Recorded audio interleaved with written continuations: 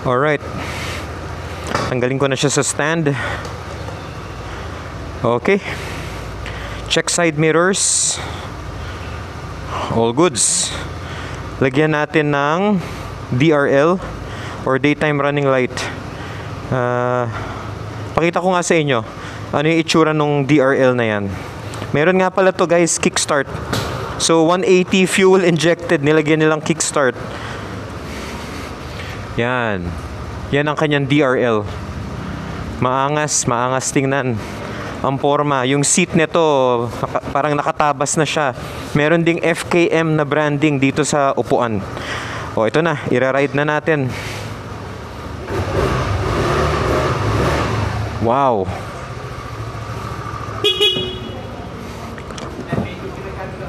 Alright.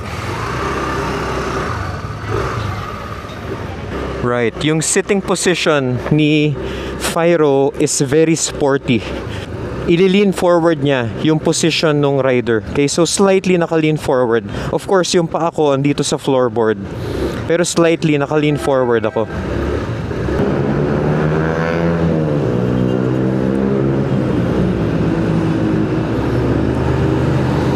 Immediately, yung nagustuhan ko dito sa Fyro is it's very responsive.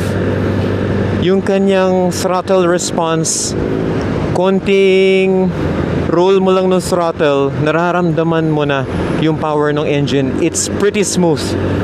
And wala siyang delay. Pagka ikot mo nitong silinyador, the engine responds instantly. Galing. Parang naka ride by wire.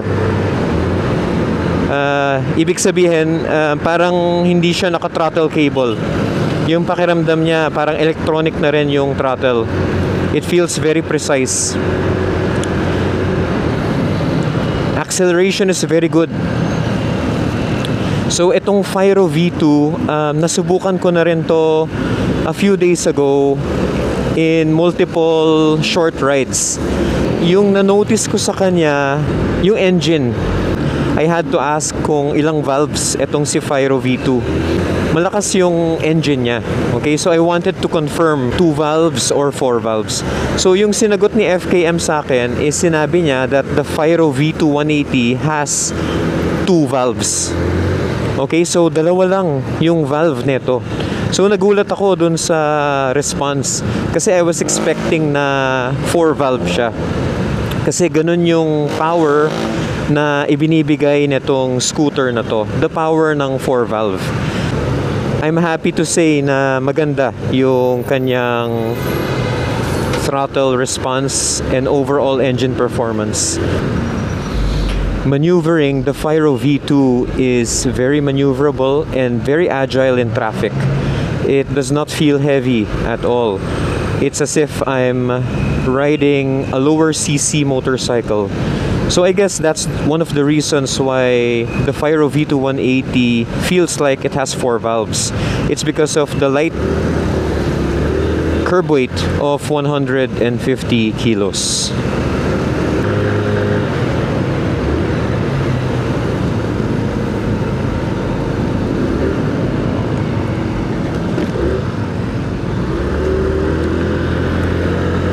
Meron pala akong napansin dito sa Fyro V2, and this has to do with the rear shock absorbers. So the Fyro V2 is equipped with dual gas charged rear shock absorbers. It has good weight bearing capacity, pero napansin ko sa rear shocks neto ay stiff siya. There's not a lot of play and madagdagan yung weight kinikerry ng motorcycle. Yun, tingin ko mas maglalaro yung suspension.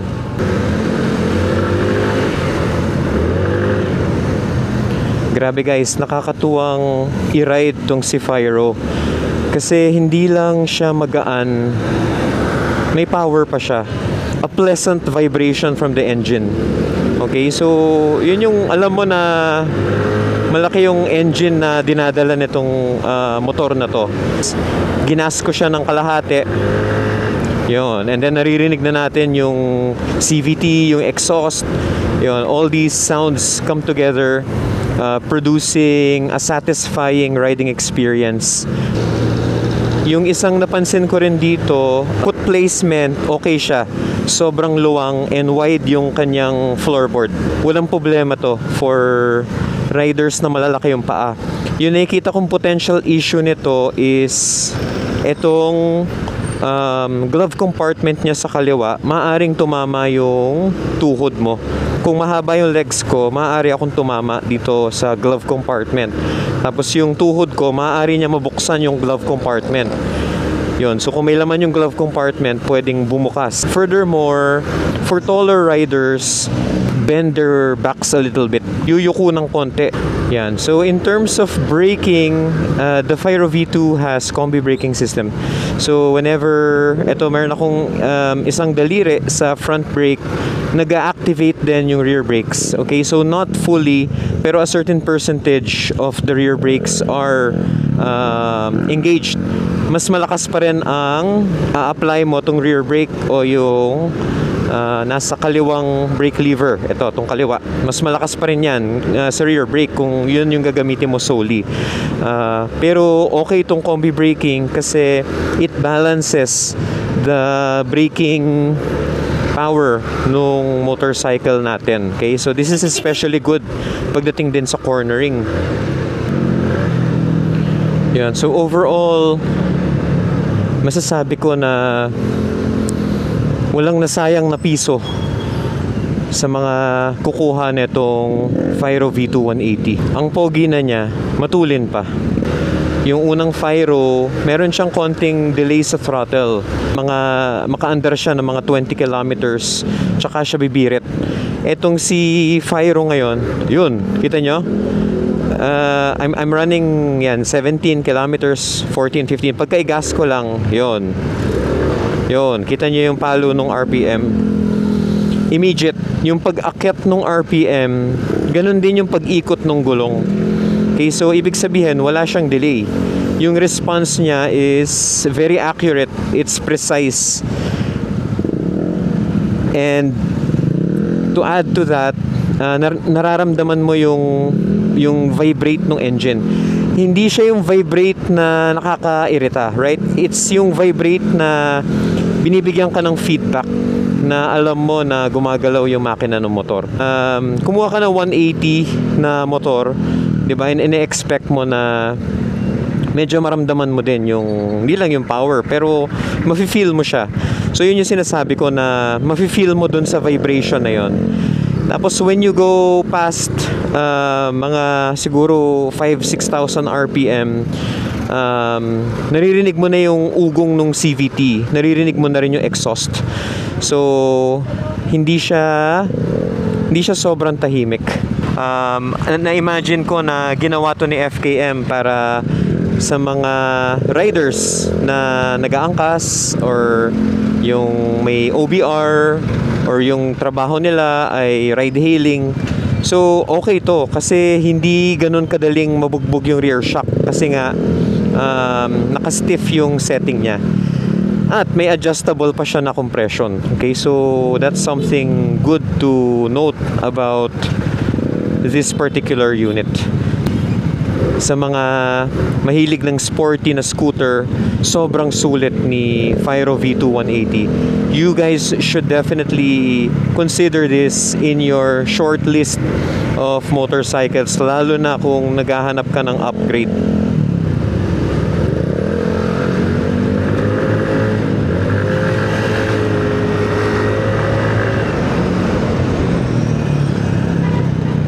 Nakita nyo guys yun, saglit lang yung, hindi ko alam kung umabot ng 60, but aabot yun ng 60 definitely. Maganda yung acceleration niya, mabilis, and kapag kailangan mong mag-overtake, ibibigay niya yung power na kailangan mo, na dun sa mga ibang riders sinahanap nila yung 4 valves, kasi nga yung 4 valves yan yung may power na mag-overtake. So itong Fyro V2 has that power thanks to its light curb weight of 150 kilos and it's 180cc engine. Tapos nagbabago yung kulay niyan habang tumataas. Yan, meron din pala siyang passing switch. May hazard button din. May high-low signal lights, busina. Merong switch yung headlight. So, yan, naka-daytime running lights lang tayo. Meron siyang kill switch. And then, ano siya, bale, pwedeng keyless, pwedeng may susi. Okay, so ginamit ko yung susi. Tapos meron siyang button for seat. And then meron siyang button for fuel. Yung seat height nga pala ni Fyro, ilagay ko na lang dito sa screen. Yun. Pero no problem to for riders na below 5'5". Abot po nila tong Fyro V2 180. So overall guys, I'm very happy with the performance of the Fyro V2. It's nothing compared to the V1 or the first version. Truly, I can say that FKM has significantly improved this particular model, and congratulations to FKM for doing such a fantastic job of carrying and continuing the line of Fyro, but thinking about the Filipino consumer and improving it further for the Filipino rider. This is Coach E of Pinstripe Moto World and FKM Cainta reporting with my first ride experience of the Fyro V2 180. Si Kuya, talagang tinitingnan niya si Fyro V2. This is Coach E, and we are here at FKM Cainta. Thank you so much for joining me if you reached up to this bit of the video. Let's do a quick walk around and just see the Fyro V2.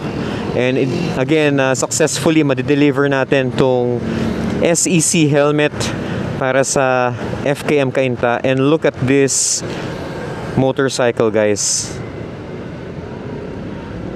Let's just appreciate this motorcycle.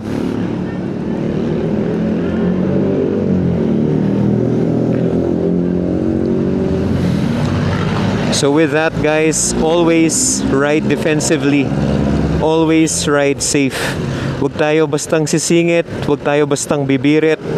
Always think of your safety and the safety of others. Ingat po kayo, and I'll see you on the road.